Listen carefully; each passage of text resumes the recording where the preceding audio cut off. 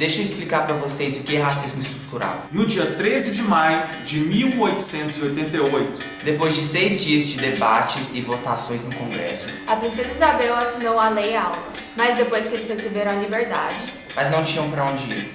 eles não tinham leis que defendiam a sua liberdade. Dá para você entender que uma pessoa sem direito não tem para onde ir? os negros foram para os quilombos, foram para os guetos, mais tarde para as favelas. E eles não tinham recurso para sua subsistência. Isso fez com que a distância entre negros e brancos virasse um abismo social. O racismo estrutural, ele faz parte da história dos negros. Os negros não escolheram. E hoje, depois de 130 anos, eles ainda não conseguiram resgatar esse tempo perdido. É o povo brasileiro lutando pela dignidade dos negros. É tarefa minha e sua lutar por igualdade social e um país mais justo. Dia 13 de maio não é o dia da nossa libertação. Não é o dia da nossa libertação. É o início da nossa luta.